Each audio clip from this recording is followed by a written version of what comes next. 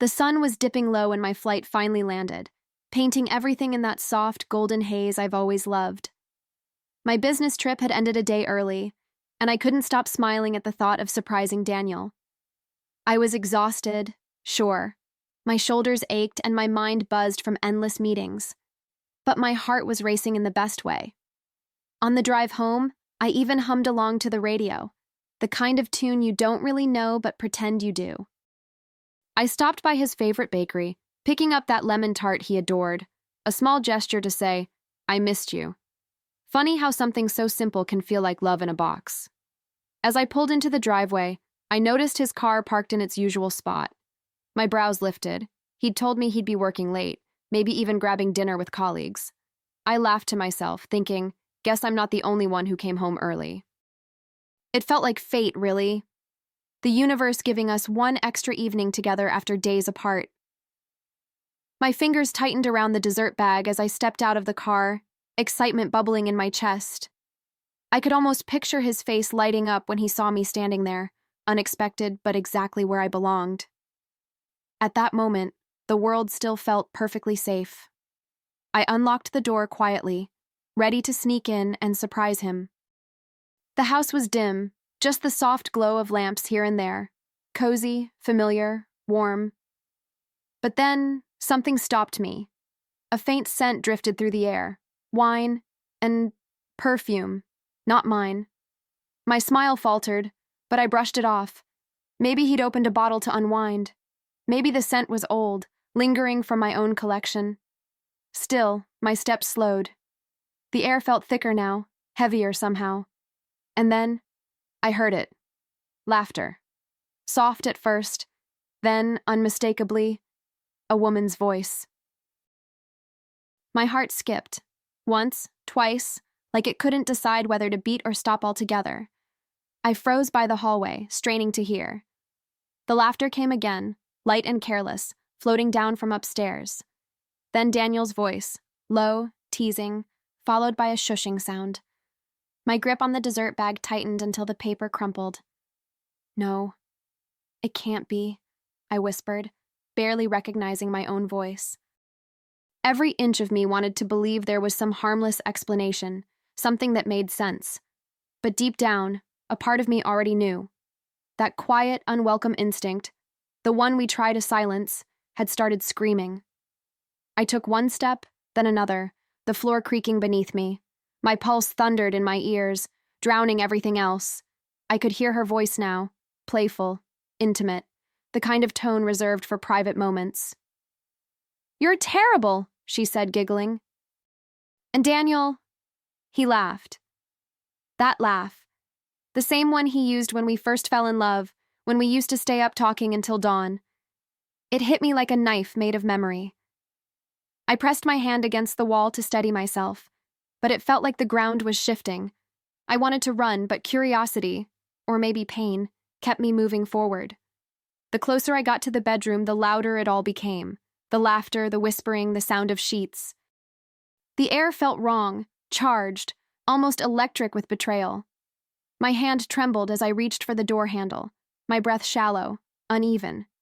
In that moment, time seemed to stretch, 1 second becoming a lifetime of realization.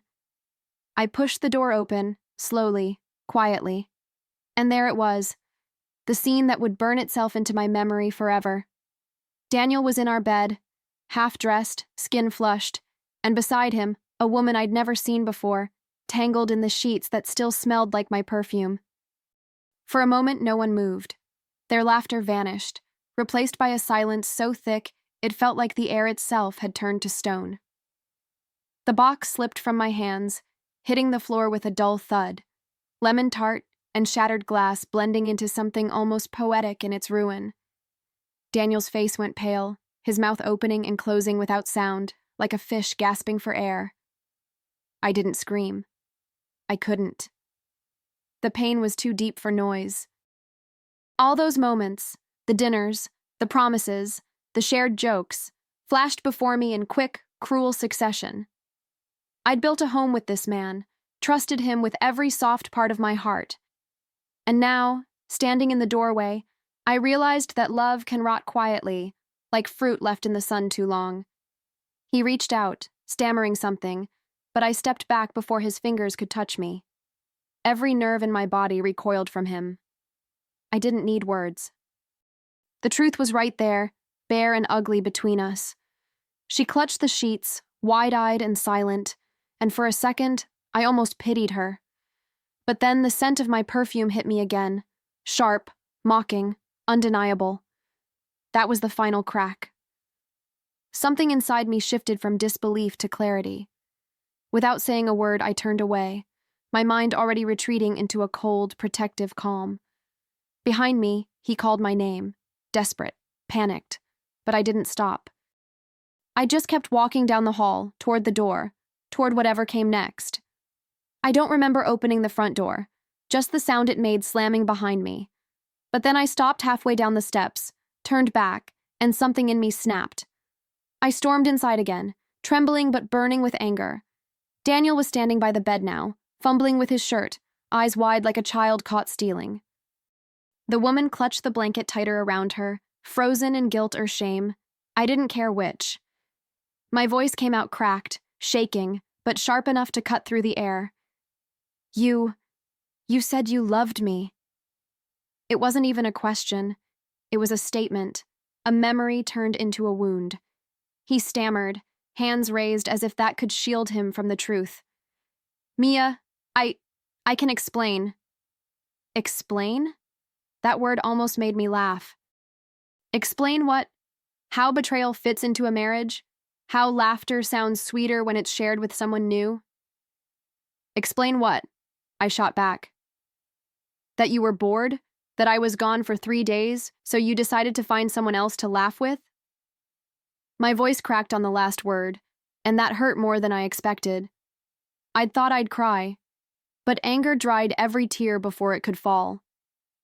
Then she spoke, her voice small, trembling. I didn't know he was married. I turned to her, disbelief twisting into rage. Don't lie, I said, pointing at her. You're wearing my perfume. And she was, the same scent I'd given Daniel for our anniversary. For a second, she didn't know where to look, at me, at him, or at her own reflection in the mirror behind them. That silence, that heavy, guilt-ridden silence, said everything words couldn't. Daniel took a hesitant step forward, hands trembling as if the right gesture could erase what I'd seen. Please, Mia, it was a mistake. It meant nothing. His words hit me like cold rain, desperate, useless, and far too late. I laughed once, a sharp sound that didn't feel like it belonged to me. A mistake is forgetting an anniversary, Daniel, I said, each word steady and deliberate. This, I gestured toward the bed, toward her. This was a choice. His face collapsed at that, the illusion finally shattering. He looked smaller, weaker, like a man who suddenly realized the gravity of what he'd destroyed. For a moment, I just stared at him, the man I thought I knew. I remembered the way he used to look at me in the mornings, that sleepy smile that made me believe I was home. And now, standing there, I couldn't see any trace of that man left. Everything about him felt foreign, cheap, borrowed. The woman sat silently, her presence shrinking into the corner like a shadow I wished I could unsee. My hands were shaking, but not from fear. It was fury, pure, unfiltered, justified. I'd given him trust, love, time, and he'd traded it for something fleeting and hollow. He opened his mouth again, maybe to beg, maybe to apologize, but I didn't let him. I lifted my hand, not to strike him, but to stop him. Don't, I said. Don't insult me with another lie. My voice had changed, quieter, colder, the kind that made him freeze mid-step. For the first time that night, he didn't argue.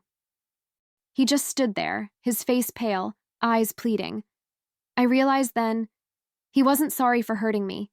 He was sorry for getting caught, and that difference made all the clarity I needed.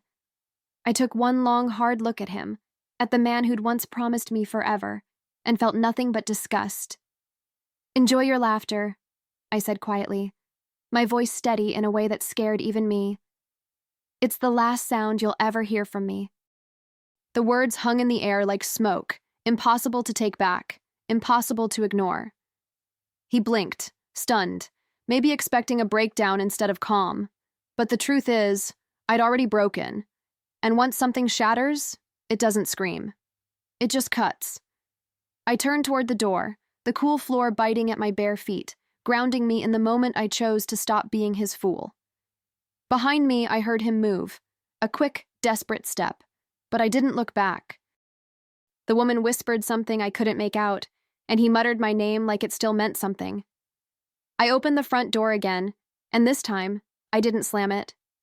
I just walked through, letting it close softly behind me, like sealing a chapter that no longer deserved a sound. Outside, the air felt colder but cleaner. I drew in a deep breath, one that hurt going in but eased coming out. Freedom, even in its rawest form, still tastes like air after drowning. I walked to my car, the box of ruined dessert still sitting on the passenger seat, the symbol of everything I'd wanted to give. I almost laughed at the irony, a lemon tart, sweetness with a sting. I sat there for a moment, gripping the steering wheel, feeling my pulse slow down as the house loomed behind me. I didn't know what I'd do next, but I knew one thing for sure. I'd never walk back into that house as the same woman again. And deep inside, beneath the pain, something new began to flicker.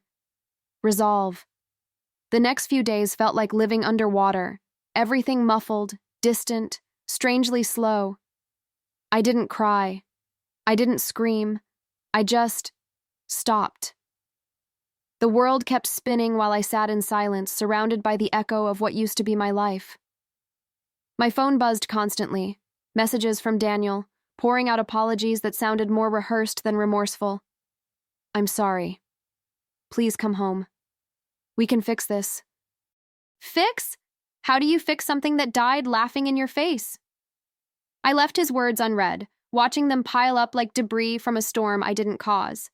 I started doing small things to reclaim control, transferring my savings into my own account, sorting through old paperwork, tossing out the dress I'd worn on our last anniversary.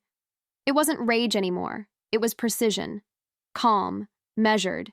Every action was a stitch closing a wound. I met with Claire, my oldest friend, who'd seen me through every version of heartbreak a woman could survive.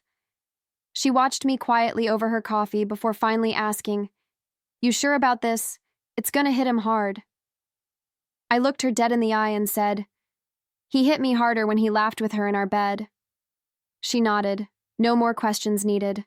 That's the thing about real friends. They don't talk you out of healing the way you need to.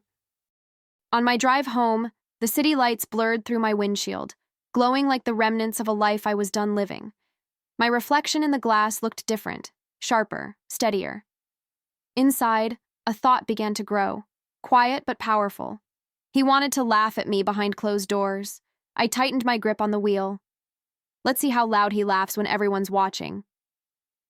I spent the next morning mapping everything out, the way I used to plan business pitches, calm, focused, surgical. I wasn't looking for chaos. I wanted clarity, consequence, and control. Daniel had always prided himself on being untouchable, the charming husband, the successful professional, the man everyone admired. That image had to fall, not out of vengeance alone, but out of justice. I opened my laptop and started digging through what I already knew: his routines, his company events, his digital habits. Betrayal leaves fingerprints. And Daniel had left plenty. Every time I found proof, an email, a receipt, a photo, it was like collecting puzzle pieces of my own liberation. My hands shook, but not from nerves. It was power. For years, I'd bent myself around his moods, his needs, his ambitions. Now I was reclaiming every inch of myself he'd quietly taken. I called Claire again that night, told her part of what I was doing. She didn't try to stop me. "He's always underestimated you," she said softly. "That's his mistake." I smiled, a real one, small but fierce. It's about time he learned who I really am. That night, I sat in the dark with a glass of wine, staring at my reflection in the window. I didn't look broken anymore, just awake. Outside, the wind rattled the branches against the glass, like the world was applauding the shift I'd waited too long to make. I'd once thought revenge was loud, dramatic, messy. But no, it's quiet, patient. It's the calm before a man realizes his empire's built on lies.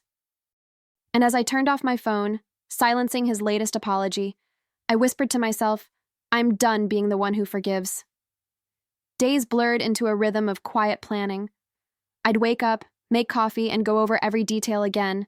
Times, names, patterns. It wasn't obsession, it was precision.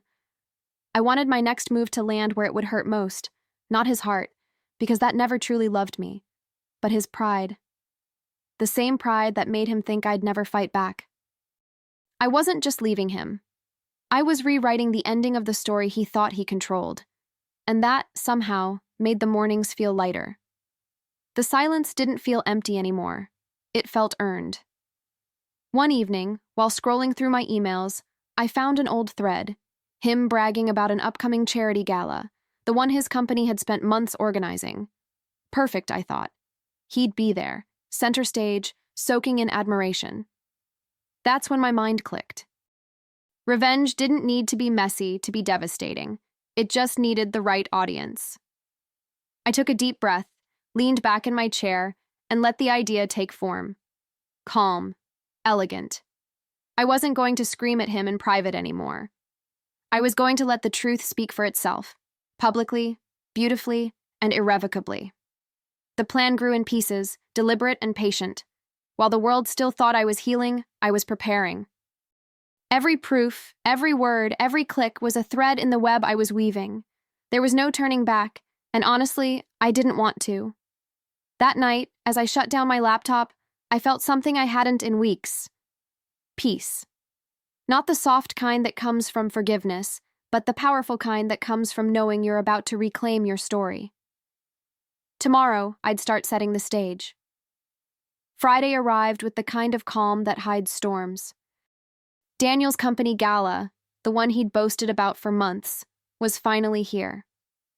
I knew every detail of that night, the venue, the guest list, the timing of his big speech.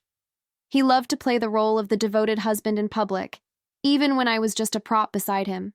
But this time, the stage would be mine. I woke up early, brewed coffee, and opened his laptop, the one I'd quietly taken the day before. My reflection stared back at me in the dark screen, not nervous, just certain. He'd left me his password months ago. Trust turned into the perfect weapon. Inside that laptop was a goldmine of deceit. Hotel receipts, intimate emails, even photos he thought he'd deleted, all carelessly tucked into folders named Work and Projects. I scrolled through them, not crying, not shaking, just observing. Betrayal looks different when you stop feeling it. It becomes data, proof, justice waiting for its turn. I copied everything into a file, labeling it transparency. It almost made me laugh. The irony was too delicious to ignore. The same man who'd lied with a smile was about to choke on his own honesty. When the clock struck 7, I got dressed. Not for him, but for me. A simple black dress, subtle makeup, red lipstick that said, "I'm still here." The kind of look that makes silence feel like power.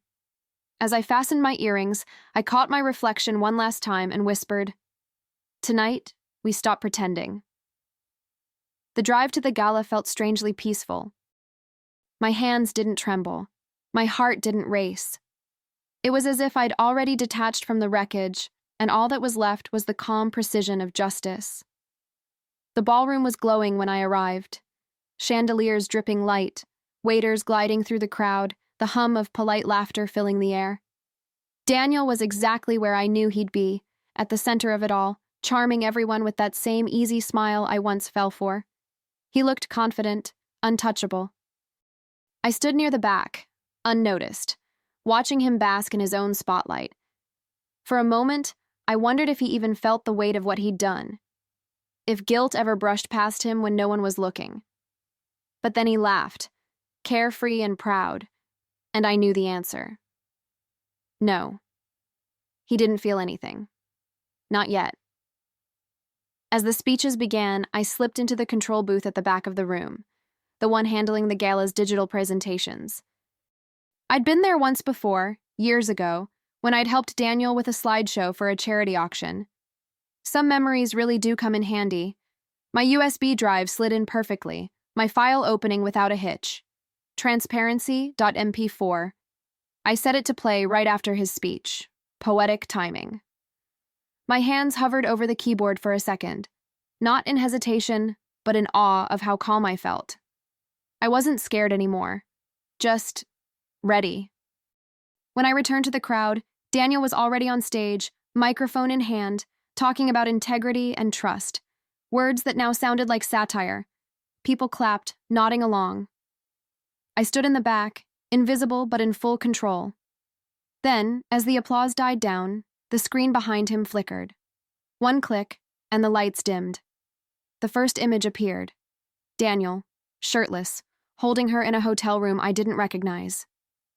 Gasps rippled through the room, soft at first, then rising into a wave of disbelief. His voice stuttered mid-sentence. This was hacked, he blurted, eyes darting across the crowd. And that's when he saw me. Our eyes locked across the room, his wide with panic, mine calm and deliberate. I didn't flinch. I didn't smile. I just lifted my glass of champagne and gave the smallest nod, like a queen acknowledging the end of a reign. Around him, whispers turned into a storm. Phones lifted into the air, recording every second. "Is that Daniel?" someone whispered. "With another woman?" Another gasped. The air grew thick with shock, the kind that swallows sound but amplifies judgment. He looked trapped. A man suddenly realizing that the walls of admiration he'd built were now closing in. I held his gaze as he stumbled toward the edge of the stage, muttering excuses no one believed. "This was hacked," he repeated, louder this time, but the crowd had already turned. His voice cracked, the same way mine had that night in our bedroom. There was poetry in that symmetry, the liar finally choking on his own story. I tilted my head slightly, the hint of a smile ghosting over my lips. "Cheers to transparency, darling," I whispered, just loud enough for the moment to belong to us, the ending he'd earned. And then I turned away. No dramatic exit, no raised voice, just the soft click of my heels against marble as I walked out, leaving the chaos behind me. Behind the doors, the muffled sound of gasps and murmurs followed like fading thunder. I didn't look back once. Outside, the night air was cool and clean, brushing against my skin like absolution. For the first time in months, I could breathe freely. He had his laughter, I had my justice, and the silence between us had finally become my peace. The next morning, his name was everywhere, in headlines, in group chats, even whispered at the cafe where I used to get my morning latte. Daniel Cooper, the man who preached integrity while living a double life. Every photo, every clip from that night had gone viral. The perfect husband, caught mid-lie under the glow of chandelier lights. I scrolled through the news with quiet detachment, sipping my coffee as if reading about a stranger. The world was finally seeing him the way I'd seen him. Not as charming, not as kind, but as hollow. And somehow that truth tasted sweeter than any dessert I'd ever bought for him. His company released a statement before noon, the usual polished nonsense about privacy and ongoing investigations. Clients withdrew contracts. His colleagues stopped answering his calls. One by one, the pieces of his empire crumbled like sugar in rain. I didn't feel guilt, not even for a second. Actions have echoes, and his were finally catching up to him. The woman from that night, the one in my perfume, issued her public apology, crying about how she didn't know. Maybe she didn't. Maybe she did. Either way, she was part of his performance, and now, like him, she'd lost her audience. Days later, he showed up at my new apartment. I saw him through the peephole first, the confident man I'd once loved now standing there like a ghost. His shoulders slumped, his suit wrinkled, eyes hollow from sleepless nights. He looked like a man who'd finally met the weight of his own choices. I opened the door halfway, just enough to let him see that I was fine. Better than fine, actually. His voice broke the silence first. Mia, please. You got your revenge. Can we just talk? For a second, I almost didn't recognize his voice. Hoarse, desperate, stripped of the arrogance that once filled every word. He looked smaller somehow, like the world had finally pressed him into the size of his truth. Talk, I said quietly, leaning against the doorframe. You had all the time in the world to talk, Daniel. I was just never the one you wanted to listen to. His eyes flickered, searching for a soft spot that no longer existed. I made a mistake, he whispered, and for the first time, I didn't feel pain hearing it. Just clarity. No, I replied, steady, unshaken. You made a choice. Now live with it. He tried to step closer, but I blocked the doorway with a calmness that startled even me. I lost everything, he said, his voice cracking. I studied his face, the man who once believed he could lose me and still win at life. No, I said softly. You didn't lose everything. You just lost what wasn't yours to keep. For a brief moment, the silence between us felt like the last breath before a door closes. Heavy, but necessary. There was nothing left to say, nothing left to salvage. The version of me that would have begged, forgiven, or reasoned was long gone. He looked down, defeated, then back up at me as if searching for mercy. But mercy is a gift, and I'd given him too many already. Without raising my voice, I said, "Goodbye, Daniel," and shut the door. The latch clicked into place like punctuation on the final sentence of a story I was done reading. On the other side, I heard him exhale, long, broken, before his footsteps faded down the hallway. I leaned against the door, not to cry, but to breathe. The storm had finally passed, and all that remained was stillness. I stayed by the door for a moment, listening to the silence he left behind. It wasn't empty. It was liberating. That quiet was mine now, carved out of every scream I'd swallowed and every lie I'd believed. I walked to the window, pulled the curtains open, and let the daylight pour in. The world outside looked the same. Cars moving, people laughing, life continuing. But everything in me had shifted. I wasn't Daniel's wife anymore. I wasn't anyone's better half. I was whole, finally, standing in the wreckage he'd made and realizing I'd built something stronger out of it. Myself. The next few days felt like slow sunrise. I started sleeping through the night again, eating breakfast without the heaviness in my chest. I even laughed, a real, honest laugh, at something Claire said over the phone. She asked if I regretted it, if revenge had truly been worth it. It wasn't revenge, I told her, smiling. It was release. Because that's what it felt like, cutting loose from a story that had been choking me for years. And for once, I didn't feel like the victim of betrayal. I felt like the author of its ending. That night, I lit a single candle by the window and watched its flame dance in the dark. Not as a goodbye, those had already been said, but as a quiet thank you to the woman I'd become through the fire. The one who didn't break, even when everything else did. The city outside hummed softly, indifferent and alive. I closed my eyes and let peace settle in, the kind that doesn't ask for permission. Tomorrow would be new, untouched, and finally mine. Months later, I found myself sitting at a small cafe by the sea, laptop open, sunlight spilling across the table. The ocean stretched endlessly ahead, its rhythm soft and sure, nothing like the chaos I'd left behind. I worked in silence, the kind that wasn't lonely, but sacred. Around me, life moved gently, clinking cups, quiet chatter, the hum of peace I'd almost forgotten existed. When my phone buzzed, I smiled before even looking. It was Claire. "How's freedom treating you?" her message read. I stared at the words for a moment, then typed my reply, "Better than laughter ever did." I put my phone down and watched the waves roll in, their white crests dissolving into the shore, constant, cleansing. There was something poetic in their rhythm, how they came and went, never apologizing for their strength. I thought about everything that had happened, the betrayal, the fire, the storm, and realized it had all led me here. Peace isn't something you find, it's something you earn. And for the first time in a long time, I wasn't surviving my past. I was living my present. The coffee tasted richer, the air sweeter. Freedom has a flavor, and it lingers. I closed my laptop, leaned back in my chair, and let the sunlight warm my face. No more lies, no more waiting for someone else's laughter to fill the silence. Just me, whole, steady, and finally free. Somewhere behind me, a couple laughed, and for a fleeting second, I didn't flinch. Laughter no longer hurt. It no longer belonged to betrayal. It was just sound again, harmless, human, fleeting. I smiled to myself, realizing that sometimes the loudest revenge is peace that no one can take away. I walked down to the beach after finishing my coffee, kicking off my shoes as soon as my feet touched the sand. The water was cool, curling around my ankles like a soft invitation.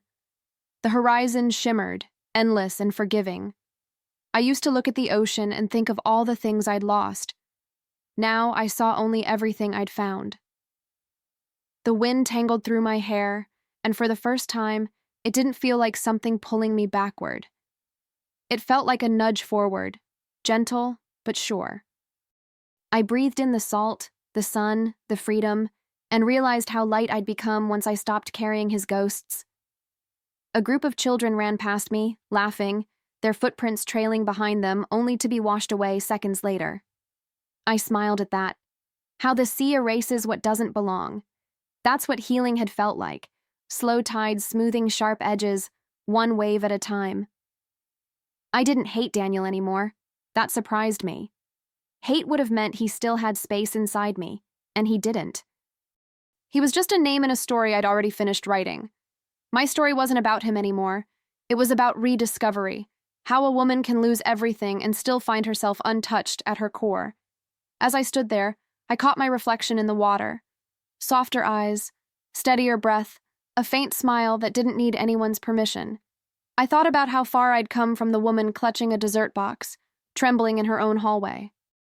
That woman had cracked open, yes, but from those cracks, the light had poured through. That's what no one tells you about heartbreak. Sometimes, it's not the end. It's the beginning of seeing yourself clearly for the first time. As the sun began to dip, painting the sky in gold and coral, I sat on the sand with my knees pulled close, listening to the tide breathe in and out.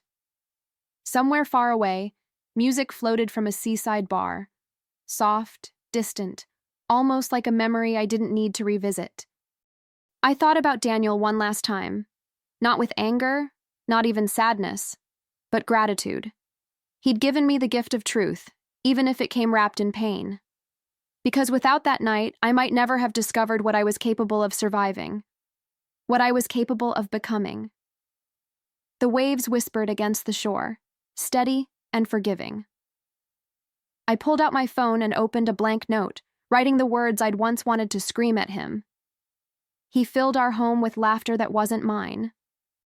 Now, I fill my life with peace that will never be his. I read it once, smiled, and deleted it. I didn't need to keep it. The message wasn't for him. It was for me. A reminder of how far I'd walked from the wreckage. The past didn't echo anymore. It only existed as proof that I'd rebuilt something unbreakable. As twilight deepened, I rose, brushing sand from my hands. The ocean stretched before me, infinite and wild, and I felt my heart match its rhythm. Calm, certain, alive. I took one last look at the horizon, whispered a silent thank you to the woman I used to be, and turned toward the lights of the city. Freedom wasn't a destination. It was this. Every breath, every step, every choice to keep walking forward. And for the first time in my life, I knew I'd never go back.